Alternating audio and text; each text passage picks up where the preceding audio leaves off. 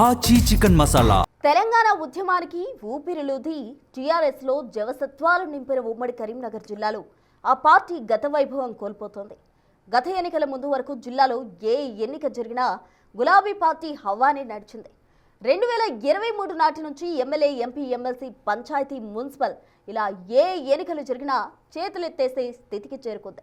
దాంతో ఆ జిల్లా గులాబీ శ్రేణుల్లో తీవ్ర నిరాశ కనిపిస్తూ పార్టీ నైరాశ్యంలో కొట్టుమిట్టాడాల్సి వస్తుంది. ఆ క్రమంలో కరీంనగర్ జిల్లాలో పార్టీ ఇక కోలుకునే ప్రసక్తే లేదా, క్రమక్రమంగా కనుమరుగవ్వాల్సిందేనా అన్న సందేహాలు బీఆర్ఎస్ క్యాడర్ను పట్టి పీడిస్తున్నాయట. అసలు ఒకప్పుడు జిల్లాలో రాజసం వెలగబెట్టిన బీఆర్ఎస్ అంత దయనీయంగా ఎందుకు మారింది? గులాబీ పార్టీకి తెలంగాణ ఉద్యమ సమయం నుండి ఊపిరులూది అండగా నిలిచింది ఉమ్మడి కరీంనగర్ జిల్లా. ప్రత్యేక రాష్ట్ర ఉద్యమం తీవ్రతరమవుతోన్న సమయంలో ఉమ్మడి ఆంధ్రప్రదేశ్ లో కరీంనగర్ జిల్లా నుంచి టీఆర్ఎస్ తరపున ఎక్కువ మంది ఎమ్మెల్యేలను గెలిపించి తమ ప్రత్యేక జిల్లా కాంచెను చాటుకున్నారు జిల్లా ప్రజలు. అందుకే మాజీ ముఖ్యమంత్రి గులాబీ బాస్ కేసీఆర్ కరీంనగర్ జిల్లాను సెంటిమెంట్ గా భావిస్తుంటారు. టీఆర్ఎస్ ఆవిర్భావం తరువాత 2004 ఎన్నికల్లో ఆయన కరీంనగర్ ఎంపీగా గెలిచి యూపీఏ ప్రభుత్వంలో కేంద్ర మంత్రి అయ్యారు. తరువాత కాంగ్రెస్ తో విభేదించి 2006, 2008 ఉప ఎన్నికల్లో కరీంనగర్ లోక్సభ స్థానం నుంచే మరో 2 సార్లు విజయం సాధించగలిగారు.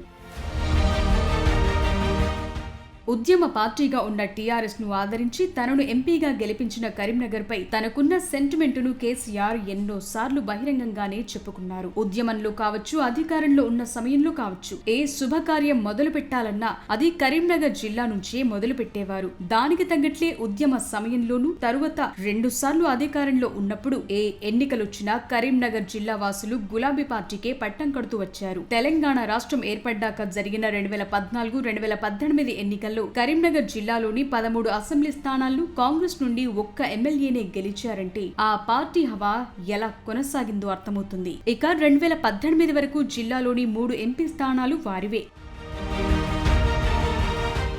కానీ ఇప్పుడు పరిస్థితి ఒక్కసారిగా రివర్స్ అవుతూ వస్తోంది. ఆయువు పట్టు అనుకున్న కరీంనగర్ జిల్లాలో 2023 ఎన్నికల్లో సిరిసిల్ల, జగిత్యాల, హుజరాబాద్, కోరుట్ల, కరీంనగర్ అసెంబ్లీ సెగ్మెంట్లలో తప్ప మిగతా అన్ని స్థానాల్లో బీఆర్ఎస్ కు భంగపాటు తప్పలేదు. ఇప్పుడు జగిత్యాల ఎమ్మెల్యే కూడా కాంగ్రెస్ కండువ కప్పుకోవడంతో వారి బలం 4 మాత్రమే. ఇక ఎంపీ ఎన్నికల్లోనూ కరీంనగర్ లో బీజేపీ నుండి బండి సంజయ్ గెలవగా బీఆర్ఎస్ 3వ స్థానానికి పరిమితమైంది. కాంగ్రెస్ గెలుచుకున్న పెద్దపల్లి లోక్సభ స్థానంలో కూడా బీఆర్ఎస్ ది 3వ స్థానమే. పక్కనున్న నిజామాబాద్ లోక్సభ సెగ్మెంట్ లో సైతం 3rd ప్లేస్ తోనే సరిపెట్టుకోవాల్సి వచ్చింది.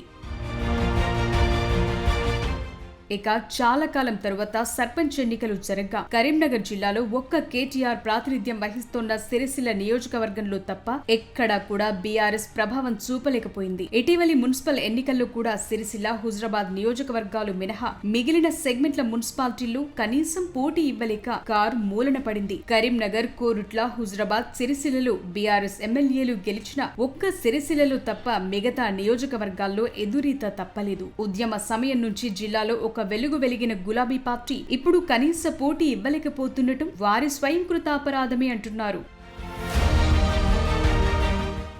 సర్పంచ్, మున్సిపల్ కార్పొరేషన్ ఎన్నికల్లో అధికారంలో లేకపోవడంతో బీఆర్ఎస్ ముందే చేతులెత్తేసింది. కేటీఆర్ ఎమ్మెల్యేగా ఉన్న ఒక్క సిరిసిల్ల నియోజకవర్గంలో తప్ప ఎక్కడా కూడా గులాబీ శ్రేణుల్లో సీరియస్నెస్ కనబడలేదు. సిరిసిల్లలో నెల రోజుల ముందు నుండే సమీక్షలు, సమావేశాలు నిర్వహించారు కేటీఆర్. సిరిసిల్ల మున్సిపాలిటీని ఎలాగైనా తమ ఖాతాలో వేసుకోవాలని వాడవాడలా తిరిగారు. ఎప్పుడూ లేంది ఇంటింటికి తిరిగి ఓటడిగారు. ప్రచార సమయంలో కేటీఆర్ కు కొన్ని సందర్భాల్లో ప్రతికూల పరిస్థితులు ఎదురైనా అభివృద్ధి చేసి ఆయనే కదా అని మరోసారి సిరిసిల్ల ఓటరు బీఆర్ఎస్ ను కరుణించాడంట.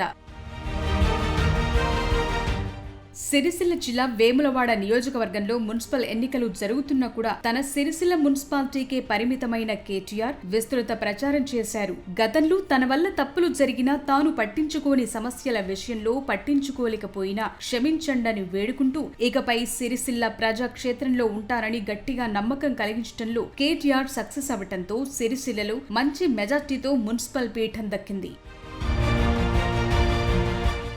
ఇక హుజురాబాద్ లో ఆ పార్టీ ఎమ్మెల్యే కౌశిక్ రెడ్డి ఉండి క్యాడర్ స్ట్రాంగ్ గా ఉన్న కౌశిక్ రెడ్డి యాటిట్యూడ్ సమ్మక్క సారళమ్మ జాతర సందర్భంగా పోలీసులు ముస్లింలపై చేసిన వ్యాఖ్యలు తీవ్ర ప్రభావం చూపాయి. దాంతో హుజురాబాద్ మున్సిపాలిటీలో బీఆర్ఎస్ పోటీ ఇవ్వలేకపోయింది. జమ్మికుంట మున్సిపాలిటీలో ఇండిపెండెంట్ సహాయంతో బీఆర్ఎస్ మున్సిపల్ పీఠాన్ని దక్కించుకోగలిగింది. స్థానిక ఎమ్మెల్యే అయ్యుండి కౌశిక్ రెడ్డి ఎక్కడా ప్రచారం చేయకపోవడంతో బీఆర్ఎస్ జమ్మికుంటలో చచ్చి చెడి పరువు దక్కించుకోగలిగిందట. కరీంనగర్ కార్పొరేషన్ లో వరుసగా 2 సార్లు మేయర్ పీఠం దక్కించుకున్న కార్ పార్టీ ఈసారి 3వ స్థానానికి పరిమితమైంది. అది కూడా కరీంనగర్ ఎమ్మెల్యే గంగుల కమలాకర్ ఇమేజ్ కారణంగానే కరీంనగర్ లో బీఆర్ఎస్ ఉనికి చాటుకోగలిగిందంటున్నారు. గత ఎన్నికల్లో కరీంనగర్ లో బీజేపీ కాంగ్రెస్ లకు సింగిల్ డిజిట్ కార్పొరేటర్లుంటే ఈసారి బీఆర్ఎస్ సింగిల్ డిజిట్ కి పరిమితం అవ్వాల్సి వచ్చిందంటే ఆ పార్టీ ఎలాంటి స్థితిలో ఉందో అర్థమవుతోంది.